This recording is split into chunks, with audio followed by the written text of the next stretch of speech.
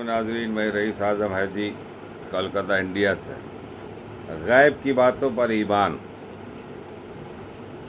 جب یہود و نصارہ نے کہا کہ ہمارا اور مسلمانوں کا قبلہ ایک ہے تو ہم عذاب کے مستحق کیسے ہو سکتے، تو اس خیال کی تردید میں اللہ تعالیٰ نے ارشاد فرمایا، کوئی یہی نیکی و کمال نہیں کہ تم اپنے منہ مشرق کی طرف کر دیا مغرب کی طرف، بلکہ نیکی تو یہ کہ کوئی شخص اللہ تعالیٰ کی ذات و صفات پر یقین رکھے اور اس طرح آخرت کے دن پر، فرشتوں پر، تمام آسمانی کتابوں اور نبیوں پر یقین رکھے، اور مال کی محبت اور اپنی حاجت کے باوجود رشتہ داروں، یتیموں، مسکینوں، مسافروں، سوال کرنے والوں اور غلاموں کو آزاد کرانے میں مال دے، اور نماز کی پابندی کرے اور زکوٰۃ بھی ادا کرے، اور ان عقیدوں اور اعمال کے ساتھ ان کے یہ اخلاق بھی ہوں کہ جب وہ کسی جائز کام کا عہد کرے تو اس عہد کو پورا کرے، اور وہ تنگ دستی میں، بیماری میں اور لڑائی کے سخت وقت میں مستقل مزاج رہنے والے ہوں۔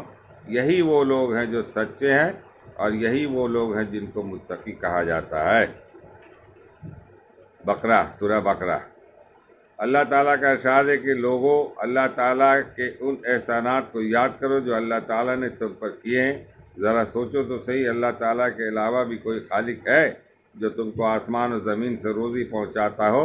اس کے سوا کوئی حقیقی معبود نہیں، پھر اللہ تعالیٰ کو چھوڑ کر تم کہاں چلے جا رہے ہو؟ خاطر اللہ تعالیٰ ہم لوگوں کو پڑھنے اور سننے سے زیادہ عمل کرنے کی توفیق عطا فرمائے۔ وما علینا الا البلاغ۔